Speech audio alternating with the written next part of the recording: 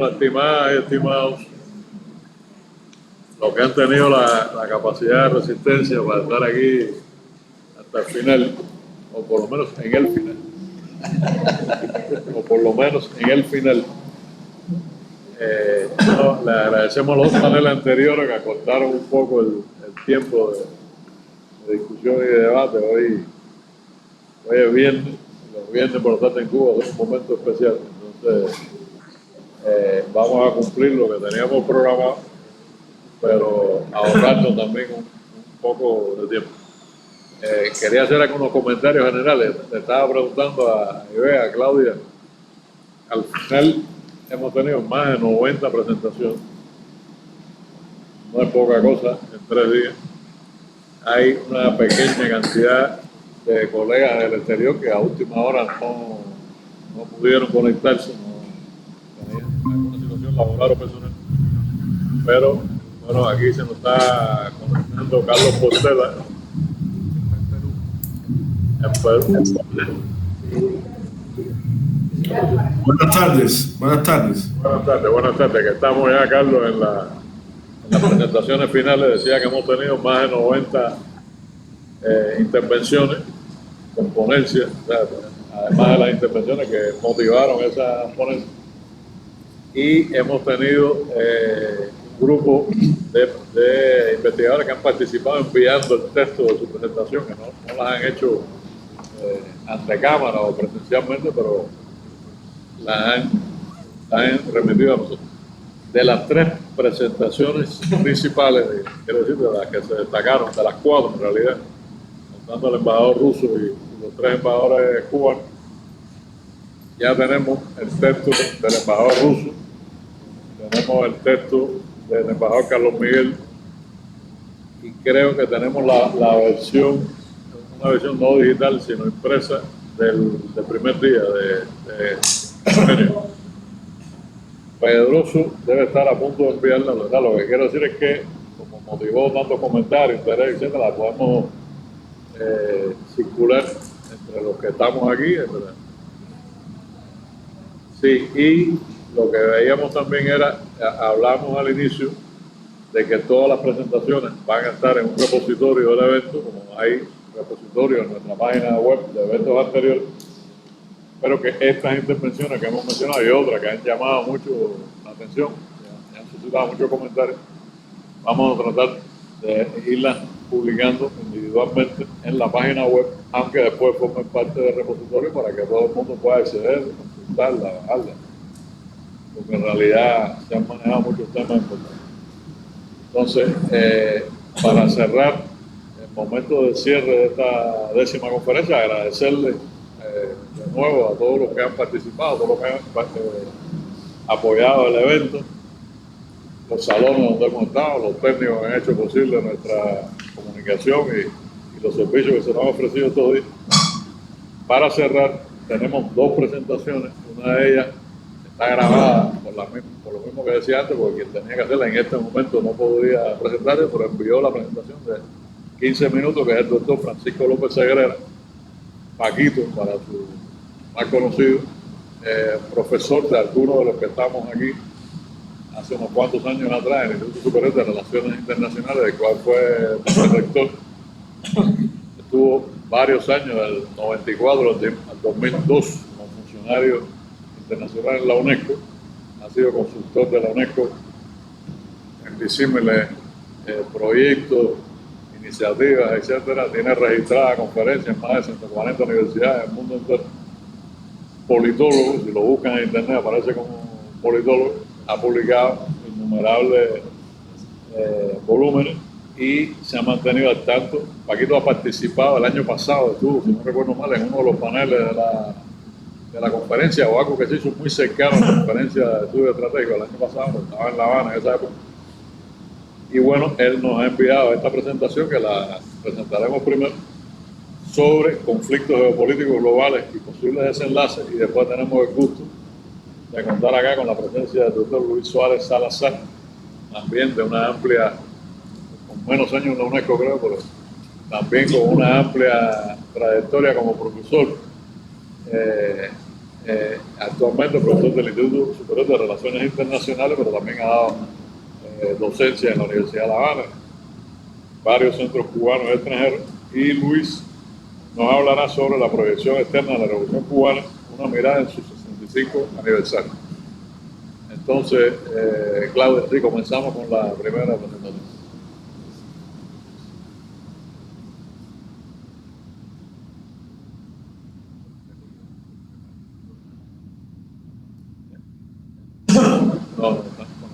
Quiero saludar a los colegas queridos del CIPI. En primer lugar, a mi exalumno José Cabañas, embajador y director del CIPI. Voy a hablar unos pocos minutos, nunca más de 15 minutos. Y también les enviaré luego un texto escrito. Voy a juntar, cuando les envíe esta grabación, un resumen de esa ponencia larga donde fundamento las hipótesis a las cuales me voy a referir hoy. Quiero decir que me preocupa sobremanera la situación mundial. Acabo de escuchar un discurso muy agresivo del secretario de Guerra de Estados Unidos, Pete Hegseth. O sea que estamos viviendo en una situación mundial sumamente peligrosa. Pero bueno, paso El video no se escucha. Muy brevemente. Perdón. Y debido, por supuesto, esto a la agresividad de un imperio en decadencia de Estados Unidos, del imperialismo de Estados Unidos, lo que le llama el amigo Vijay Prashad el hiperimperialismo.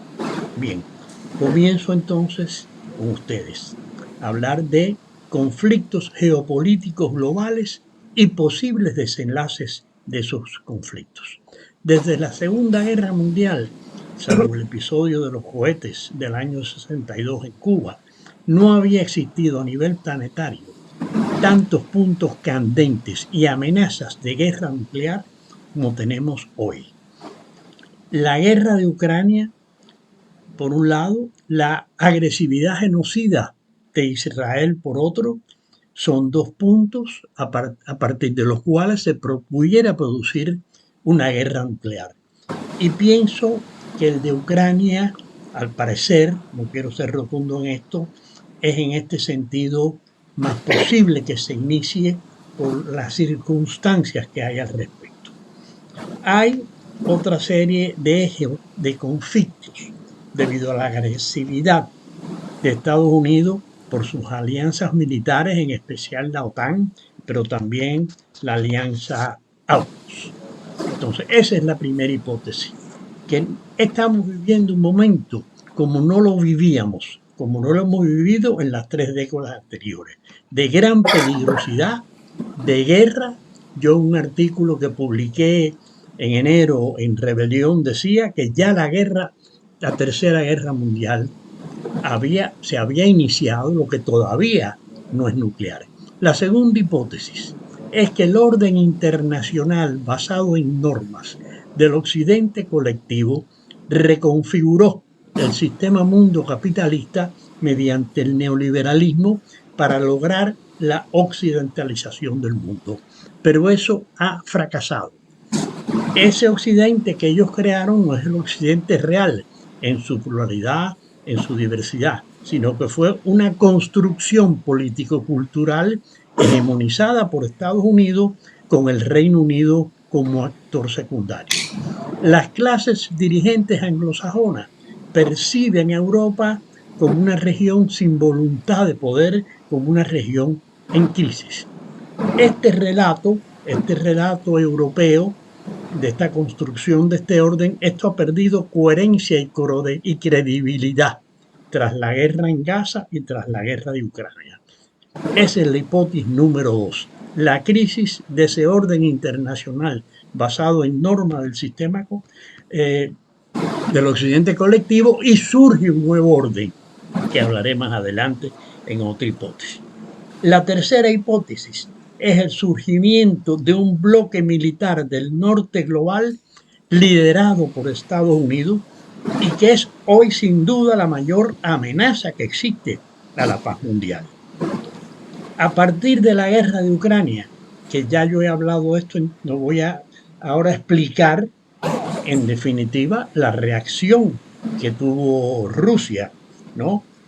Totalmente justificada ante esta agresividad de Occidente, ante las promesas de que no se iba a expandir la OTAN. Todo eso se violó y por eso Rusia reaccionó. Entonces, bueno, estamos en una nueva fase en que Estados Unidos, aprovechándose de esta guerra, una guerra que ha sido una guerra contra la OTAN y contra Estados Unidos, dirigida por Biden, pensando que así destruían a Rusia con una serie de medidas que tomaron, sacando a Rusia del sistema SWIFT, congelándole más de 200.000 millones de euros, que ahora la señora von der Leyen está diciendo que van a utilizar los intereses de eso para comprarle armas a Zelensky. En fin, es decir, que vemos que aprovecharon esto para crear ese gran bloque militar global agresivo ante su pérdida de hegemonía. Pero ellos parten de la idea de que como tienen un poderío militar enorme, no van a ceder el poder internacional. Y enfrentan esa agresividad a la estrategia pacífica de China, de los BRICS. Entonces, la cuarta hipótesis, lo que les decía, que la tercera guerra mundial ya se inició. Lo desarrollo en ese artículo de enero de este año en Rebelión.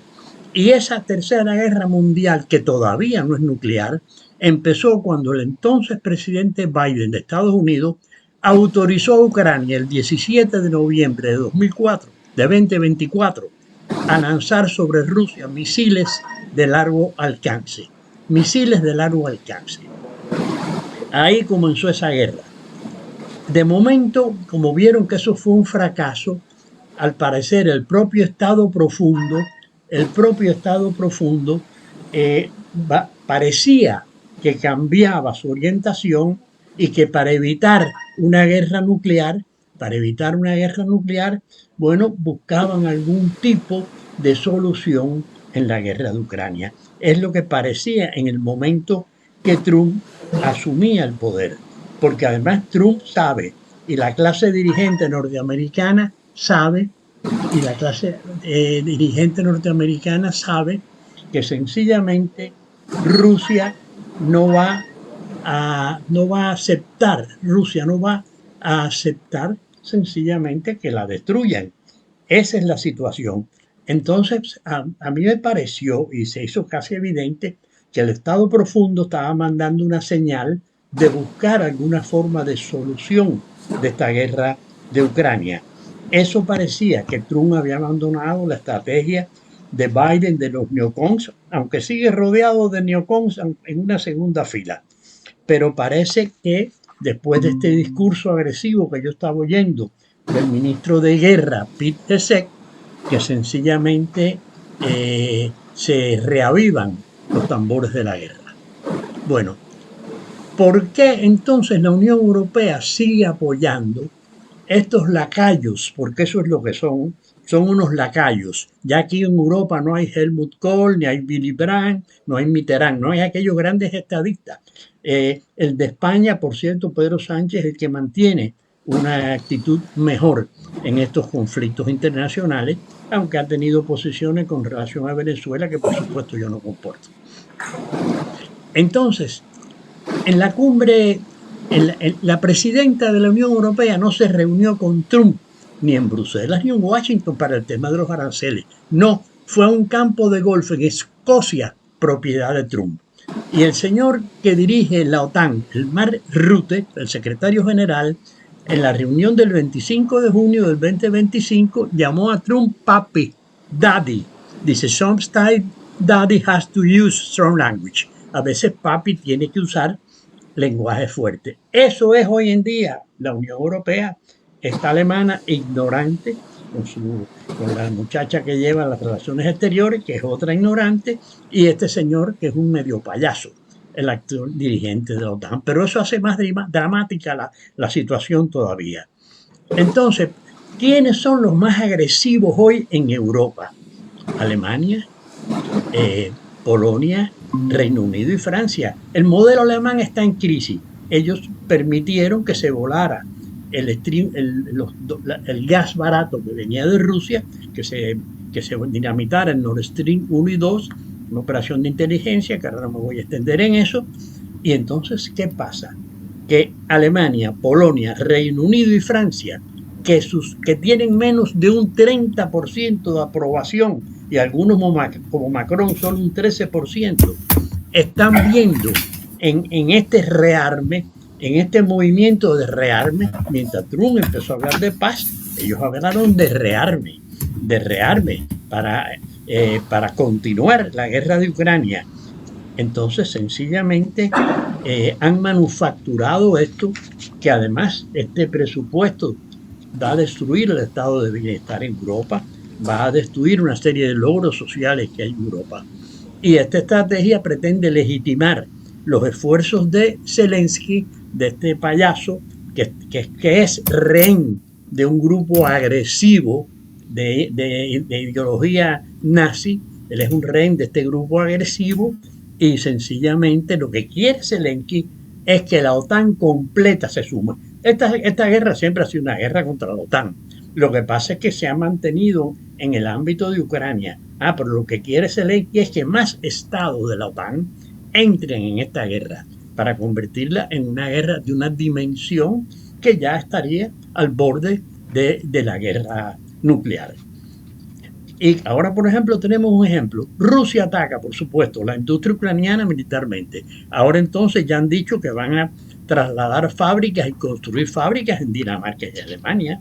Cuando salgan proyectiles de esas fábricas contra Rusia, Rusia va a reaccionar. Pongámoslos al revés. Pongamos que en México Rusia está haciendo unas grandes fábricas de armas para disparar a un país que está agrediendo a Estados Unidos.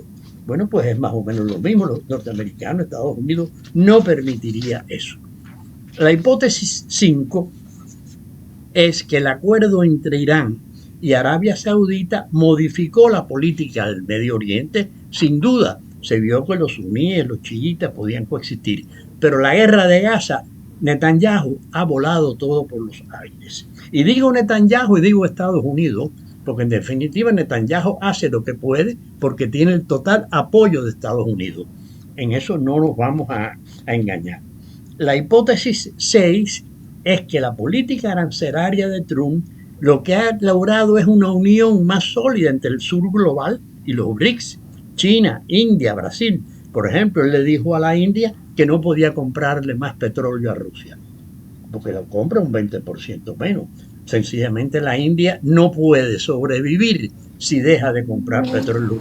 Bueno, pues sencillamente el presidente de la India, Narendra Modi, se fue a la reunión allí de Tianjin, que es un punto de inflexión, Tianjin, donde emerge con toda su fuerza China, la India, Rusia y los BRICS. Se fue allí a pesar de las contradicciones que han habido. O sea que Trump lo que está logrando es que aliados tradicionales de Estados Unidos como la India se integren ahora al equipo de los BRICS.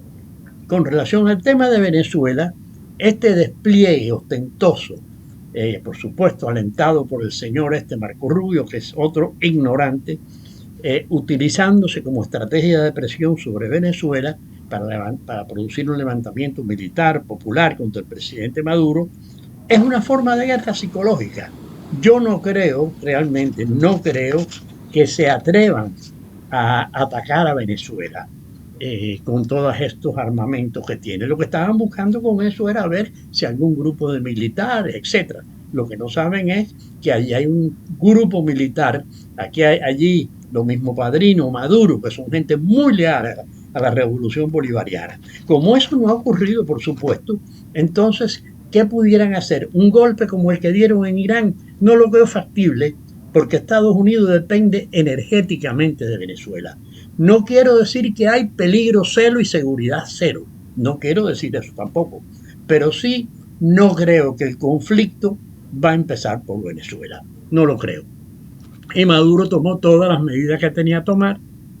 Por un lado, inclusive le dio una oportunidad a la diplomacia, cosa que no habían hecho los yanquis. Él le dio una oportunidad a la diplomacia, le escribió una carta a Trump, pero por otro lado preparó y desplegó tropas en 284 puntos estratégicos.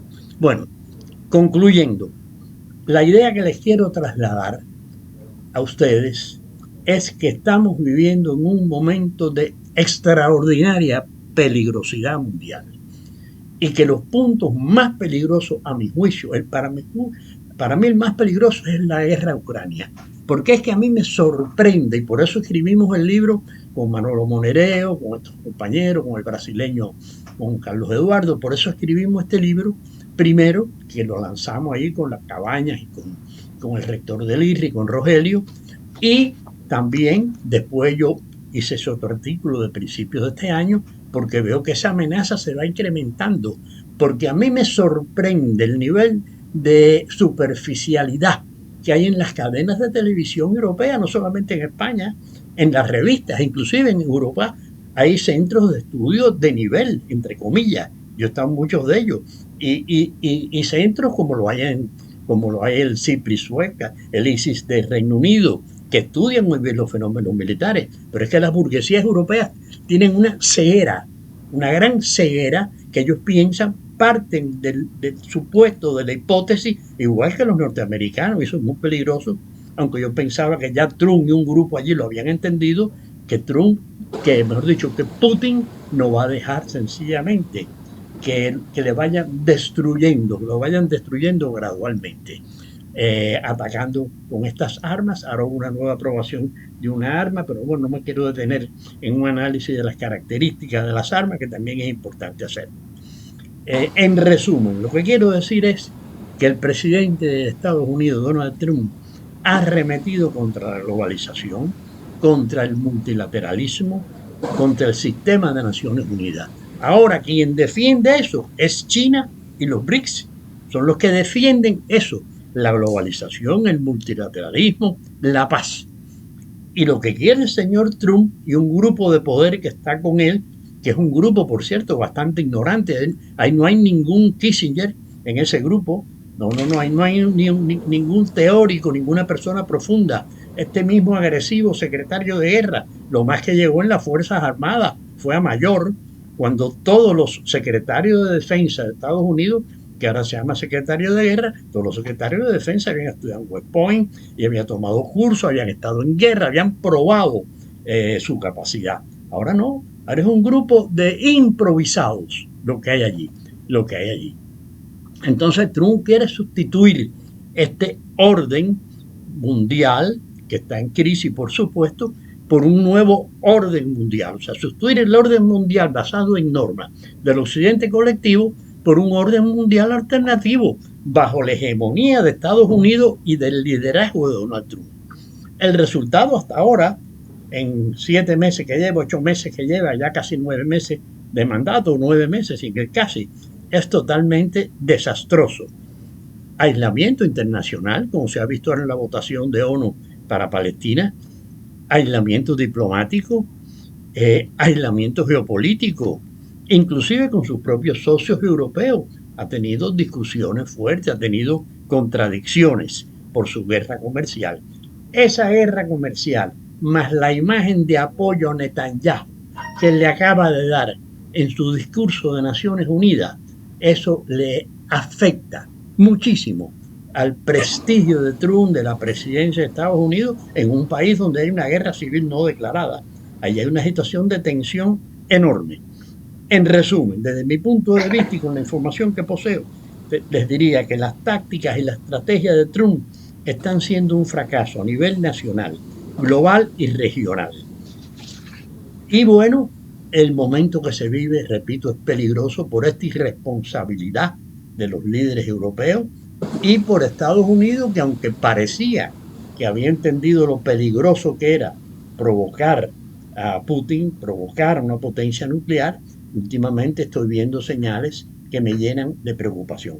Pero bueno, resistiremos y Cuba resistirá, Venezuela resistirá y ojalá se pueda encauzar esto en la dirección que quiere la diplomacia cubana, que es la paz, en la dirección que lo quiere encauzar Putin, que es la paz, que lo quieren encauzar China y los que quieren que este mundo tenga un futuro donde se eliminen las desigualdades, los problemas y no un mundo de superexplotación.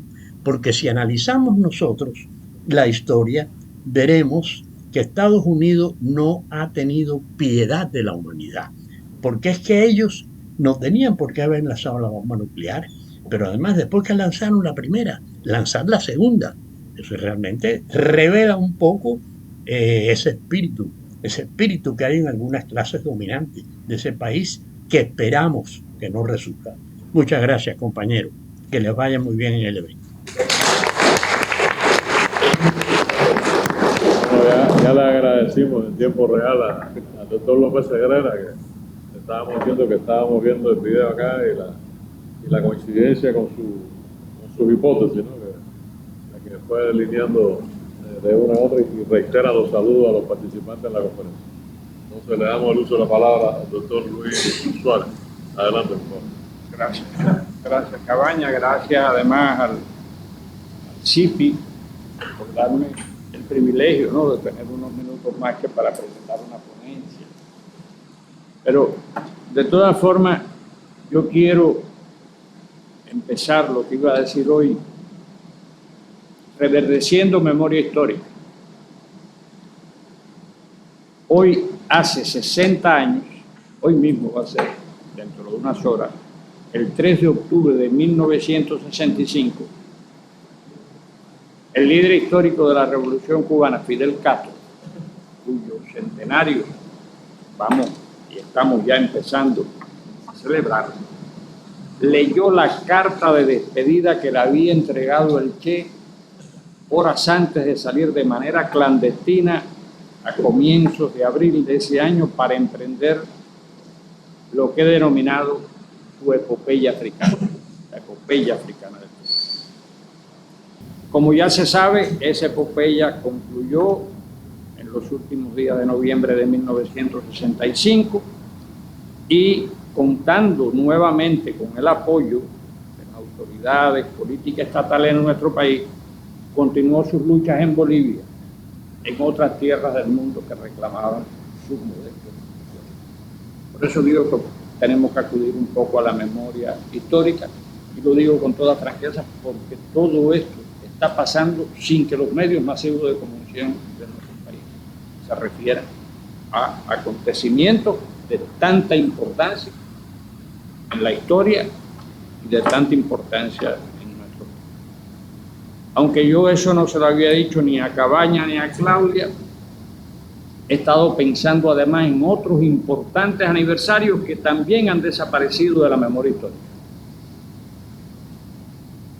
Y por eso me debatía mucho cómo titular la ponencia. Cabaña dejó un título original que la había... El título oficial que me dio Luis era la proyección externa de la Revolución Cubana. En el 65 aniversario. Una mirada en su 65 aniversario. Estamos viendo... Bueno, podemos poner un subtítulo. Estoy recorriendo a otros importantes aniversarios. Por otro lado, quiero decirlo con toda sinceridad que aunque algunos de los contenidos de lo que va a ser la ponencia escrita, porque sé que no voy a tener, después le entregaré de manera escrita, son el resultado de los mejores trabajos que me entregaron los estudiantes de la maestría del IRRI en una de las asignaturas que imparto, que es la asignatura que tiene que ver con las relaciones internacionales cubanas. Realmente el trabajo, los mejores trabajos me dieron un panorama global, internacional, porque trabajaron diferentes temas, diferentes países, diferentes procesos históricos. Algunos, ya dije que con fruto de eso, de la maestría del IRRI, donde también muchas veces, y a otros les tengo que recordar, que está una foto del Che joven, está una foto de Fidel y otra del canciller de la dignidad, Raúl Rojas, a quien también, a pesar de que existe una cátedra, permanentemente tenemos que volver a pensar en el pensamiento de todas formas se quedó en el título la proyección externa de la Revolución Cubana. Y siempre que utilizo esta categoría, estoy obligado a definirla. Porque para mí, en mi comprensión, la categoría proyección externa de la Revolución Cubana incluye diferentes variables. Una de ellas, por supuesto, es la política internacional que despliega el Estado, el partido, la Unión de Jóvenes Comunistas, las organizaciones sociales de masa, con sus correspondientes contrapartes a nivel mundial. Esa no es política estatal, a pesar de que el partido es el partido dirigente de la sociedad y del Estado. También se podría incorporar dentro de este concepto algo que se planteó en el panel anterior, el problema de la cultura, o sea, de eso que se le llama diplomacia cultural, que no es necesariamente de factura estatal. Y a su vez tenemos propiamente la política exterior estatal, que es la que desarrollan los órganos competentes del Estado y del gobierno. Pero a su vez estas dos están determinadas por nuestras políticas internas. En eso Lenin dejó planteado que la política exterior de los Estados es precisamente determinada por su política interna y ambas dos por el bloque socioclasista que detenta el poder político. En nuestro caso, por supuesto, nuestra Alianza Popular. Y trato de diferenciar esas tres categorías: proyección externa, política internacional, política exterior, porque muchas veces hay una tendencia a estatalizar todos los componentes de la proyección externa. Correcto. Una tendencia que incluso a veces la estoy viendo hasta en el propio partido.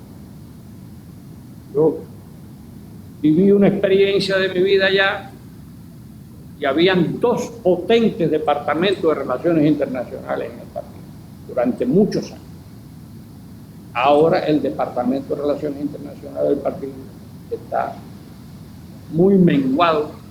Incluso me han dicho, no sé si sea cierto, que tienen un funcionario para atender a América Latina y el Caribe.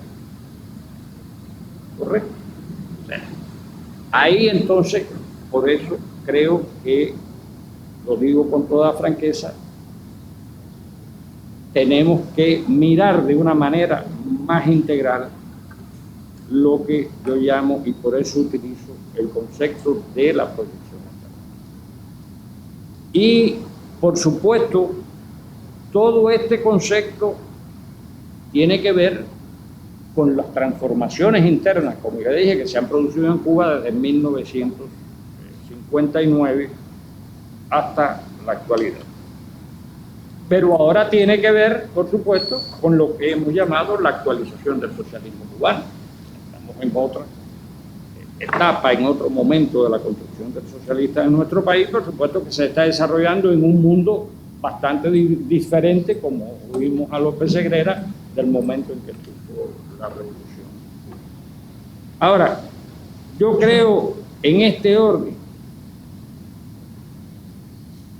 de los 65 aniversarios,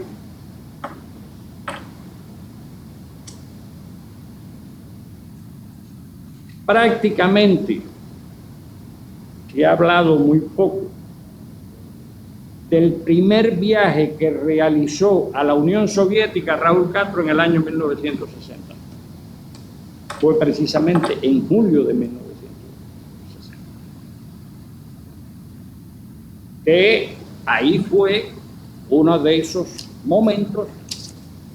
Raúl también estuvo en Checoslovaquia, y creo que en Yugoslavia, o en otro país, o en Egipto, no recuerdo el tercer país, donde se sentaron las bases de lo que después fue nuestra alianza militar con los soviéticos, con la Unión Soviética.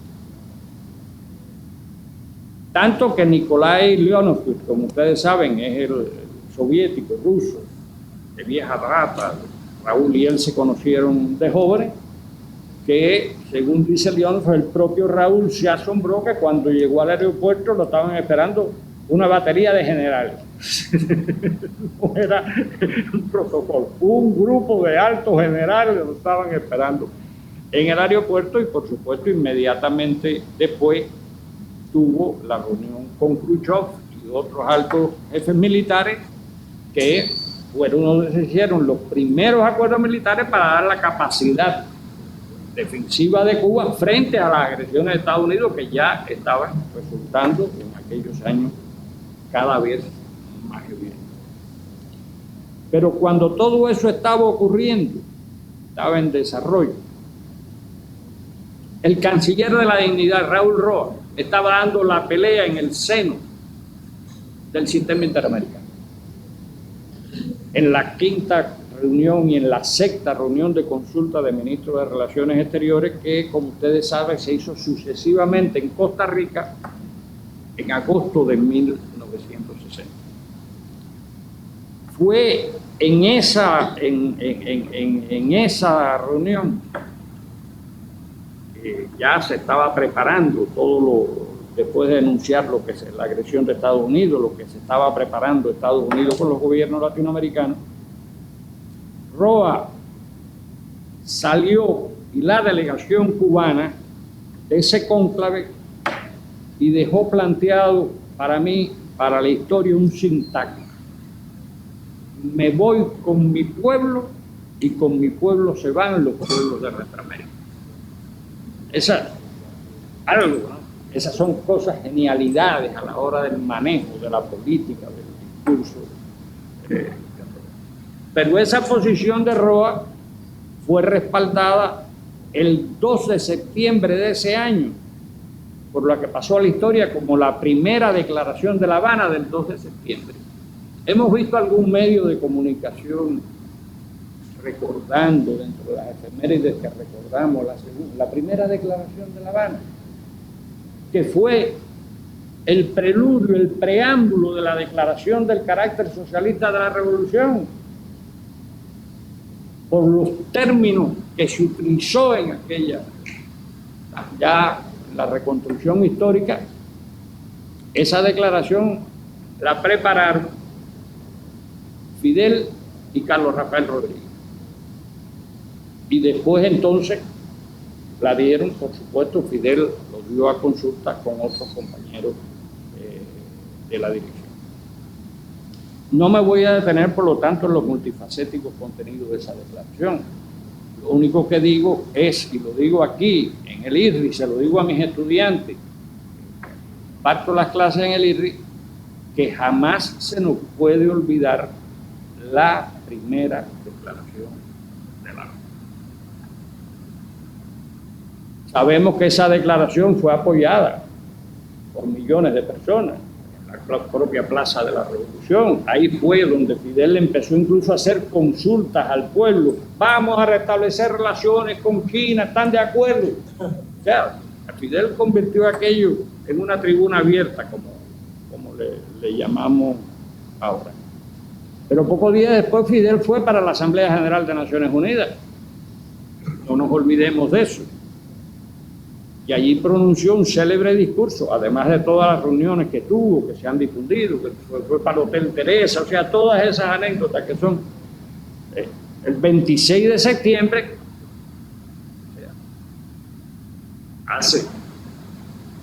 pronunció aquel discurso donde dejó planteado en aquel momento que puede denunciar las agresiones de Estados Unidos, reclamarle a Estados Unidos a Eisenhower la devolución de la base de Guantánamo, condenó la explotación que ejercen los monopolios imperialistas sobre centenares de millones de todo el mundo.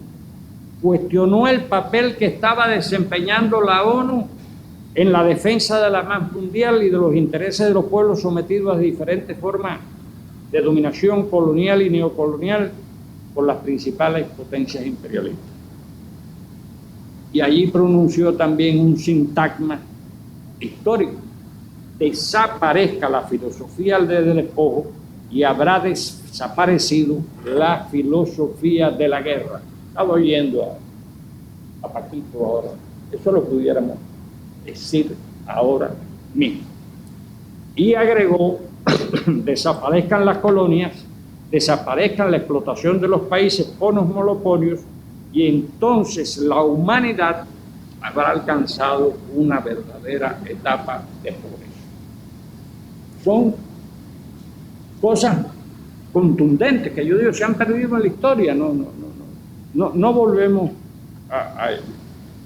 No me detengo en el duradero impacto que tuvo ese discurso tanto en la sociedad política y civil cubana como en las interrelaciones oficiales de nuestro país con diferentes gobiernos de los estados entonces independientes del mundo, incluido, porque ahí se sentaron también las bases de las relaciones nuestras con el campo socialista, y fue la reunión que tuvo Fidel con Khrushchev, etcétera. Fue la famosa reunión que tampoco debemos olvidar lo que se fue. O sea, cuando se tuvo que ir para el Hotel Teresa, allí conoció a los luchadores contra la discriminación racial en los Estados Unidos, y por supuesto con los partidos y movimientos de liberación nacional de África y Asia, a lo cual por supuesto el discurso también iba dirigido, igual que por supuesto a América Latina y a las luchas contra el colonialismo que se estaban desplegando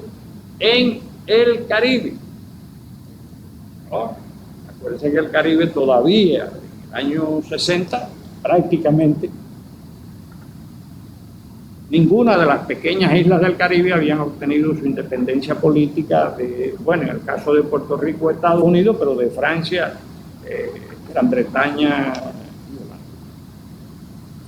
Y ahí también me parece muy importante recordar que hace 65 años, cumpliendo orientaciones de Fidel, se fundó el Instituto Cubano de Amistad con los Pueblos, el ICAT.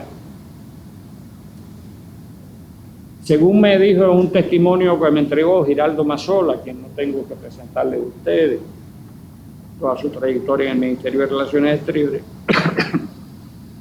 dice, la idea del comandante en jefe fue fundar una institución que impulsara lo que en el lenguaje actual, este testimonio me lo dio como en el 2015, pudiéramos llamar diplomacia popular o diplomacia de los pueblos.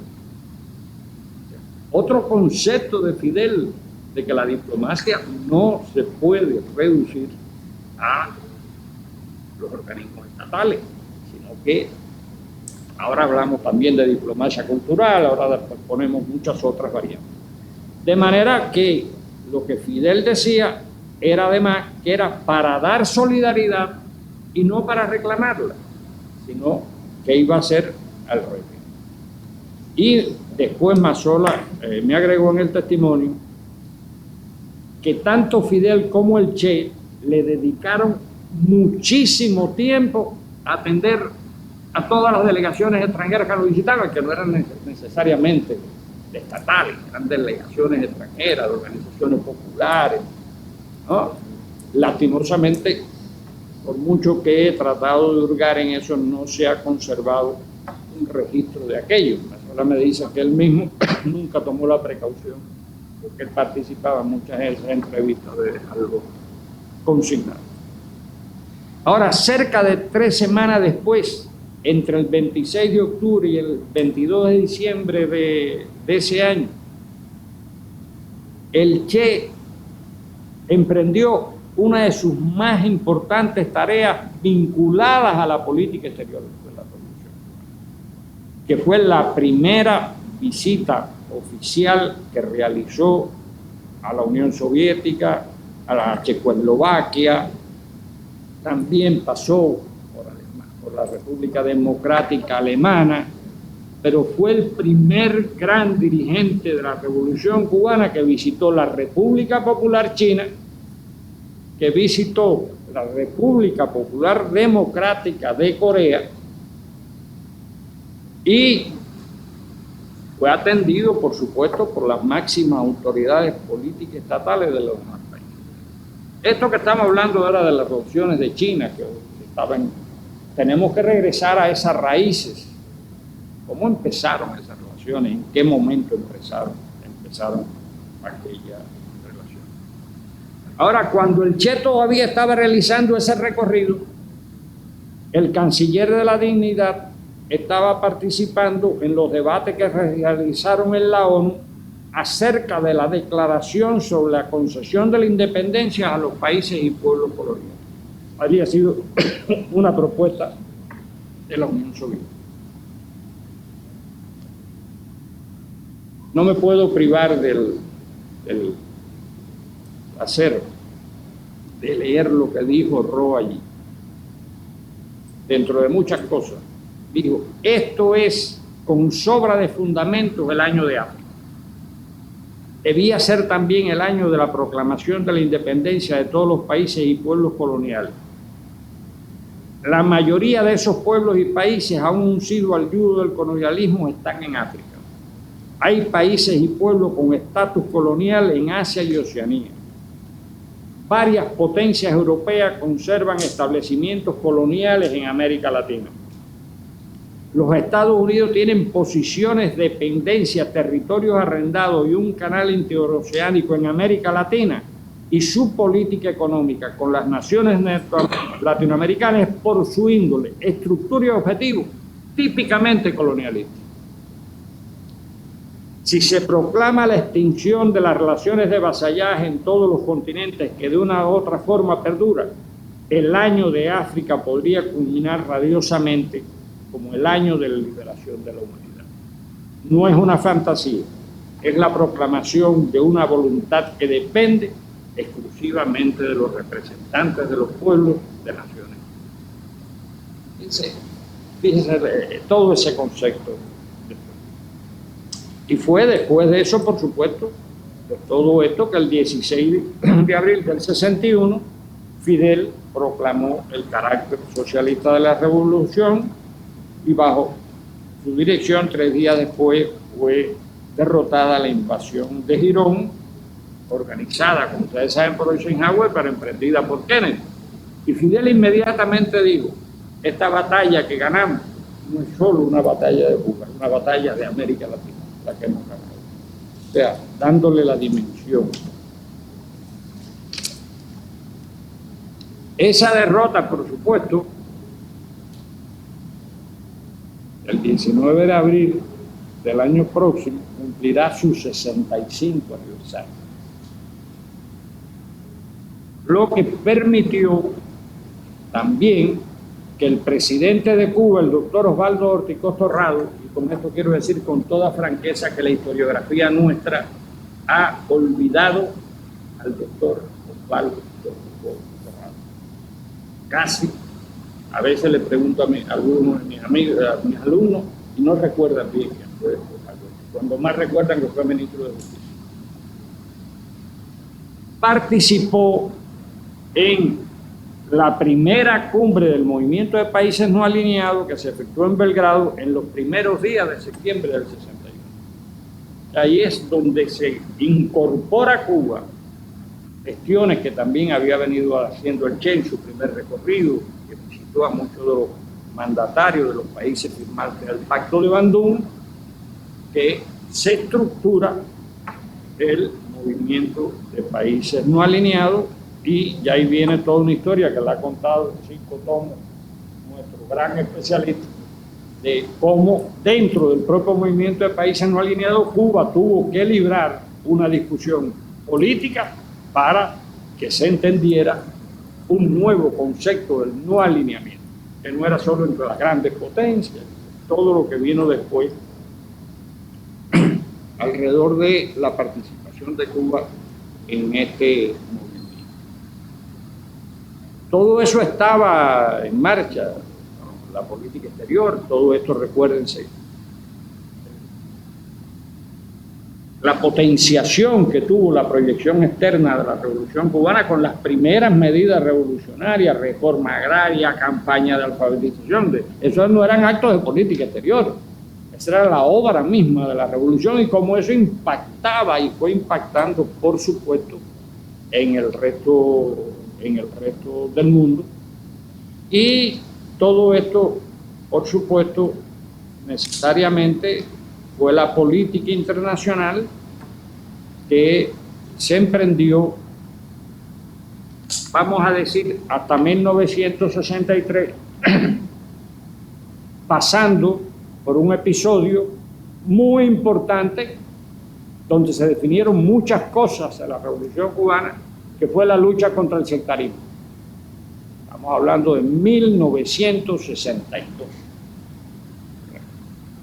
La lucha contra el sectarismo, que fue después de ese proceso, que a partir del 63 se empezó a llamar el Partido Unido de la Revolución Socialista, y en ese contexto también se había fundado en el 4 de abril del 62 la Unión de Jóvenes Comunistas.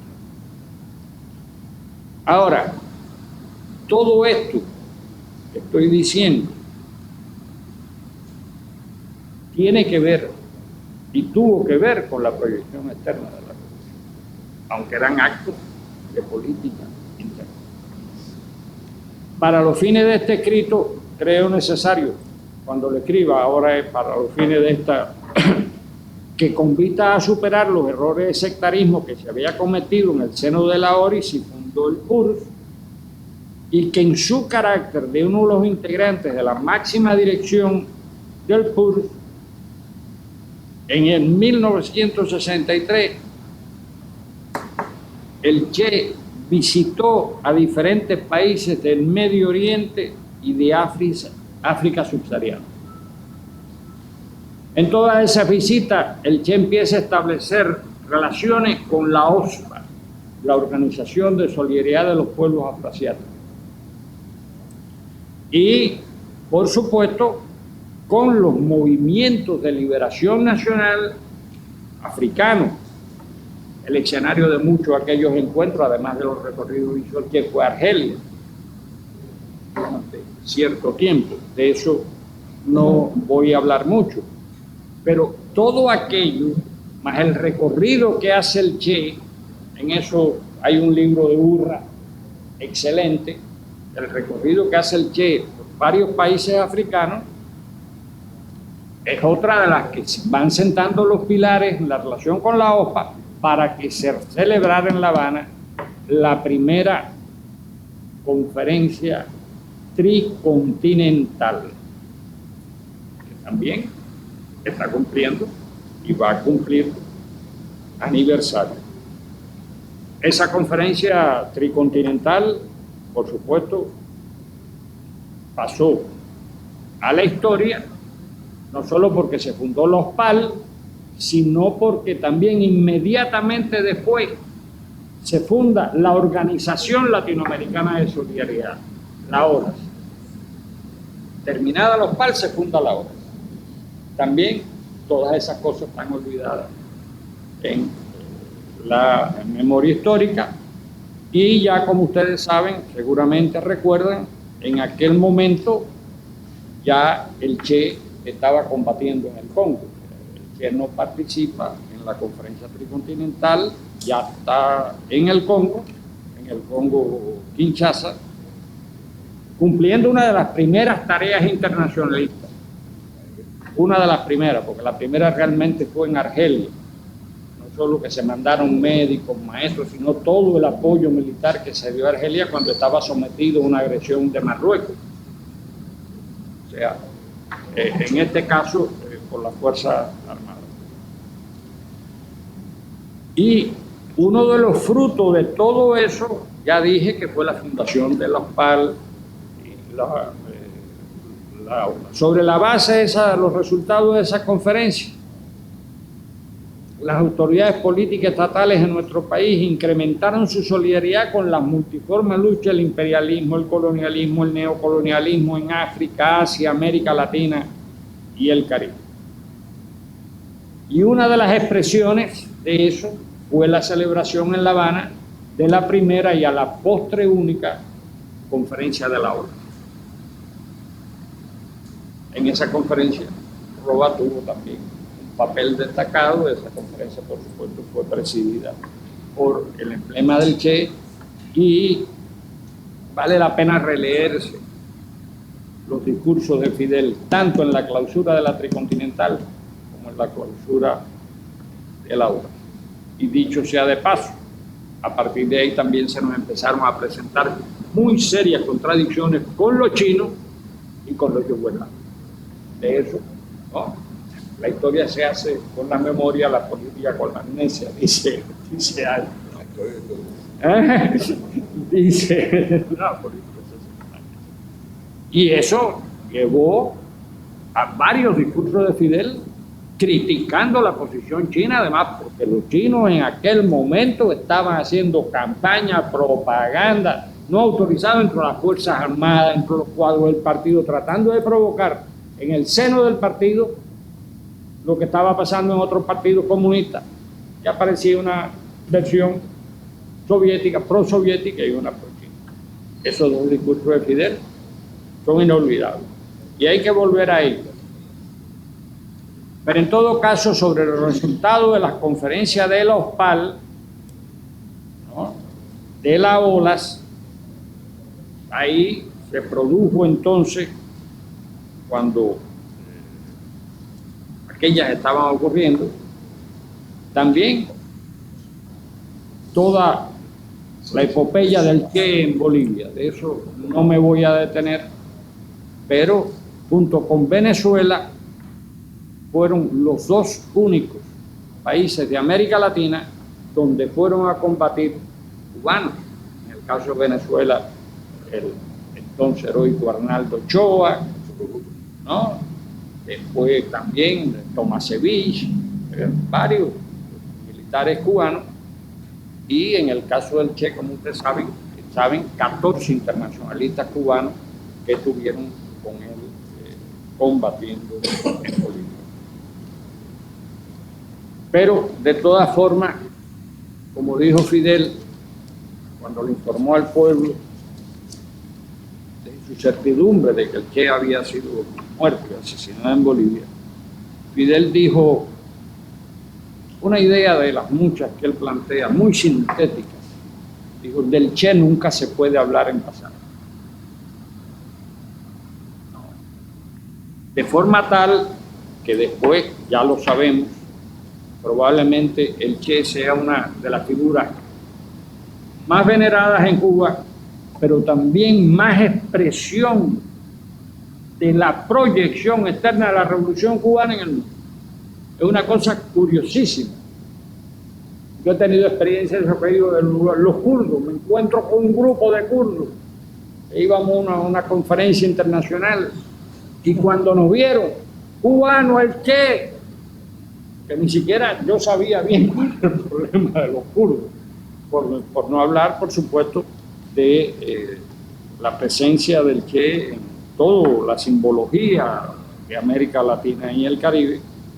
Y ya después, esta fecha yo supongo que sí, se recuerde con mucha fuerza, vino la celebración del primer Congreso del Partido Comunista de Cuba, donde, además del informe Fidel, la cantidad de delegaciones que vinieron, se aprobó la primera plataforma programática del Partido Comunista de Cuba. Ahora no tenemos programa.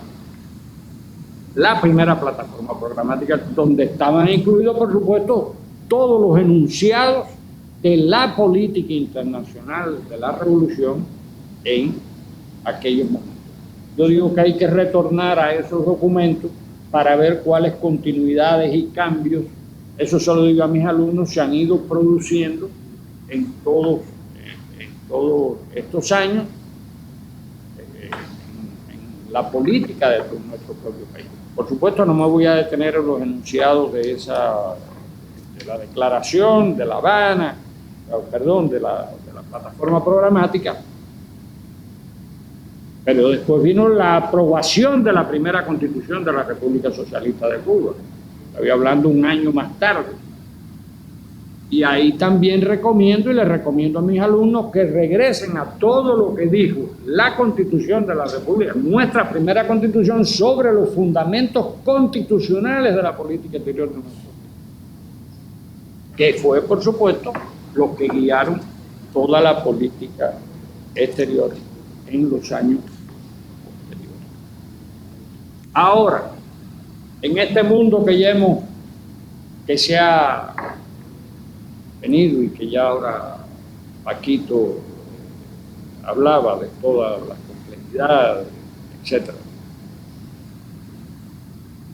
Yo tengo la certeza, la impresión, la necesidad de que nuestra política exterior, perdonen, Cabaña, se desestabilice. ¿No? O sea, que desde nuestra política exterior, de los fundamentos constitucionales de nuestra política exterior, desarrollemos una panoplia de acciones que no necesariamente sean parte de la política exterior del Estado, porque eso es lo que nos va a permitir que aún con Estados donde tenemos relaciones diplomáticas, podemos trabajar con las otras organizaciones sociales, políticas, y no solo para que nos den solidaridad, sino para impulsar los conceptos, los contenidos de nuestra política o de nuestra proyección externa, si ustedes quieren asumir ese concepto. Porque de todas formas nuestra realidad geopolítica, como también se decía aquí en unos paneles, es enormemente compleja. Porque parafraseando lo que dijo un ilustre mexicano, vivimos muy lejos de Dios y muy cerca de los Estados Unidos. Y la historia nos ha demostrado y nos demuestra todos los días que la maquinaria de la política exterior y de seguridad imperial de los Estados Unidos, fíjense el concepto que me parece que tenemos que utilizar, actúa y se mueve con independencia de quien sea el presidente republicano o demócrata. Vamos a poner en un lugarcito aparte ahí a Obama, pero esa ha sido la historia. Y toda la política de Estados Unidos va a seguir siendo tratar de destruir a la Revolución Cubana. Porque ellos tienen conciencia, probablemente a veces más que nosotros, que la Revolución Cubana es un símbolo en todo el mundo. Ellos tienen conciencia de eso. Y, por supuesto, van a seguir cada vez más preocupados por la multidimensionalidad que tiene nuestra política exterior cubana, que no solo se reflejan en que los estados, los gobiernos voten todos los años crecientemente contra el bloqueo o contra estar incluido en la lista de actores terroristas, porque es que nuestra política exterior sigue siendo universal. Pocos países del mundo, en cuántos foros estamos metidos nosotros de manera simultánea. Podemos hacer el recorrido, si queremos, desde Asia, ASEAN +7, nuestras relaciones con China, con Corea, con Vietnam, con Laos, con la India. Por eso algunos dicen que usted tiene una política exterior de gran potencia, ustedes están metidos en todas partes. Por supuesto, todo eso también, todas las relaciones que tenemos y se ha ido estructurando con el espacio postsoviético, vamos a decir así, con Rusia, con la Federación Rusa, pero también con ¿cómo se llama? La organización de Shanghái, la Unión Económica Euroasiática.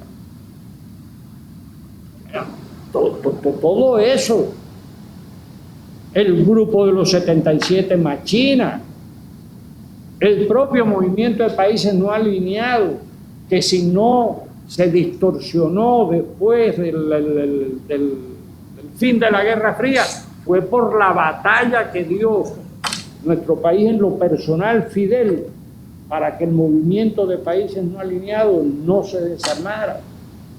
Y acá fue donde se hizo por primera vez una cumbre del sur, también convocada por Fidel.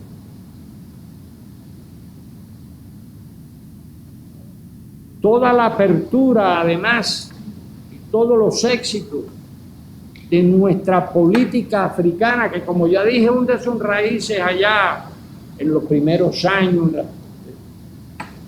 pero nosotros tenemos prácticamente relaciones estrechas con muchos estados, con casi todos los estados integrantes de la OEA. Tenemos relaciones estrechas con casi todos los países del Medio Oriente, del Oriente Medio, porque para ellos, de todas maneras, Cuba sigue siendo un símbolo. Vuelvo, insisto, esa idea. O sea, tener relaciones con Cuba a cualquier gobierno en su país le da prestigio, aun cuando sean gobiernos a veces de derecha y de centro derecha. En su política interna son terribles. Sin embargo, dice, pero con Cuba yo no voy a romper relaciones. Y otros dicen, y no me voy a fajar tampoco con Cuba, porque las peleas con Cuba son muy complicadas. Nos respetan en todas partes. Por eso le hablo, África. Todo el prestigio de nuestro país en África, el prestigio que creó eternamente y el agradecimiento por la ayuda internacionalista del pueblo cubano a Angola, Mozambique, a las luchas del pueblo sudafricano contra la apartheid, Namibia, ya todos aquellos países de la línea del frente, a las antiguas colonias portuguesas, todo eso está en la memoria histórica de esos pueblos. Todo eso tiene que utilizarlo nuestra multifacética y multiforme diplomacia, no solo la estatal, porque da la casualidad de que hay muchos de esos países donde las fuerzas están en la oposición, ¿no? Pero con un espíritu holístico hay que seguir trabajando en eso. Y por supuesto, en América Latina y el Caribe. En la patria grande, donde también tenemos muchísimas articulaciones. Los compañeros que atienden el Caribe acá, allí estoy viendo una sentada, de las que también, aunque Lourdes a veces se mete en los temas del Caribe, y a veces, yo lo digo, lo he dicho en los eventos del Caribe, en algunos de los eventos del Caribe, en el Caribe tenemos oportunidades que nuestras propias debilidades o nuestras propias miradas un poco hacia los no nos permiten utilizar suficientemente, a pesar de que somos miembros de la Asociación de Estados del Caribe, a pesar de que hay países, por supuesto, del Caribe que están dentro del ALBA TCP, algunos, unos pocos, pero muy, muy solidarios, muy identificados con Cuba. Pero, de todas maneras, nosotros somos caribeños, no somos una potencia extranjera, somos la isla más grande del Caribe. Y todos nos respetan también porque nuestro país siempre, desde el comienzo, como ya dije, apoyó la descolonización del Caribe.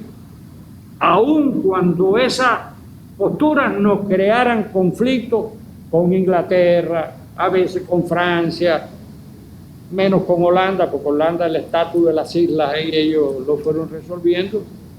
Y, por supuesto, temas de mucha importancia, hoy también de mucha complicación para nuestra política exterior, que es el tema del Esequibo. Estaba hablando, como decía el compañero, le digo, bueno, es que no solo es el Esequibo, es un poco más del Ejecutivo, es una cuña dentro de la propia, de la CARICOM, es una cuña dentro de la CELAC, es una cuña también dentro del propio ALBA, SP. Y frente a eso siempre Cuba sí ha tenido una política muy clara, y eso lo he conversado mucho con los compañeros amigos de Venezuela. La política de Cuba frente a eso siempre ha sido la búsqueda de una solución política y negociada del conflicto del Esequibo. Siempre ha sido esa la postura de Cuba, y yo en lo personal tengo testimonio que Fidel habló, y creo que Raúl también, mucho sobre eso con Chávez, tal vez supongo que también con Maduro, alrededor de cómo hay que manejar eso, no solo por el Esequibo, no solo por la repercusión negativa que puede tener en el Caribe, y también en las conexiones que tienen los caribeños con África. O sea, ¿no? Eso tenemos que verlo de esa manera. Y creo, compañeras, compañeros, que si ya me pasé, Cabaña no me ha dicho que no, pero creo, compañeras y compañeros, que todo esto que estoy planteando, sugiriendo, como ustedes quieran llamar, sería uno de los mejores homenajes que le podamos realizar a Fidel en el año del centenario de su natalicio. Gracias.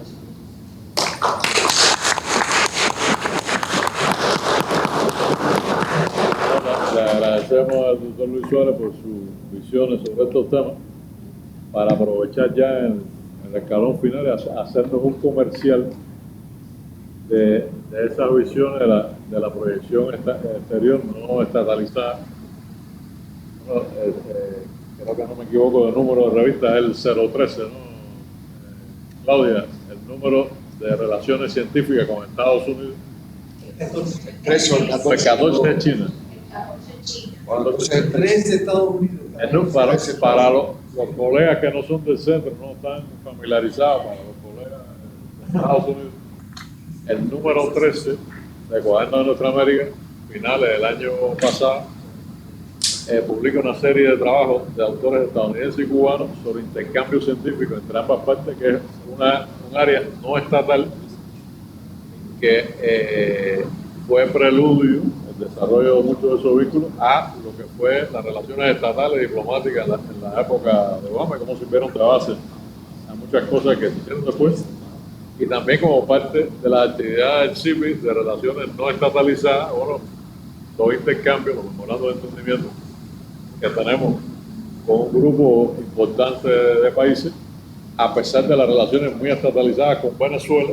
Tenemos aquí al Instituto Simón Bolívar como parte del intercambio, y la semana pasada tuvimos un panel virtual con el CIPI húngaro, y estamos hablando de un país de otro continente con una visión del mundo de sus autoridades actuales distinta a la proyección exterior de la Revolución Cubana.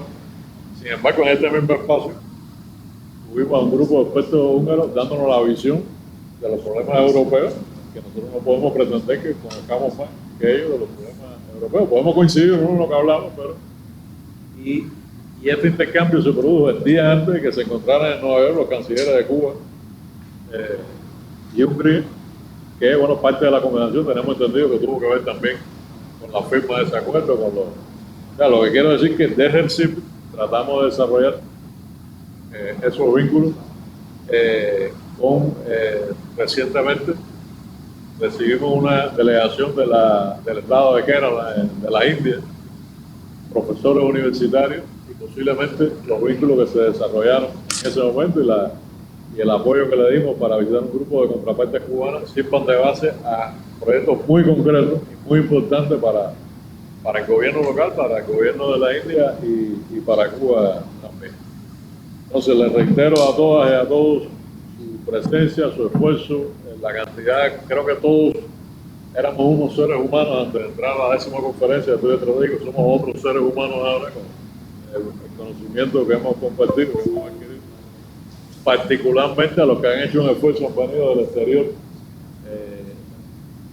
Hemos tenido delegados de una multiplicidad de países, algunos de ellos no están en la jornada final, pero le agradecemos igualmente, y desde ahora invitarlos para los trabajos de la 11ª Conferencia de Estudios Estratégicos, e invitarlos a que en pocos días tendremos listo el repositorio de estos trabajos y podrán entonces compartir, referenciar, buscar información. De nuevo, muchas gracias a todos.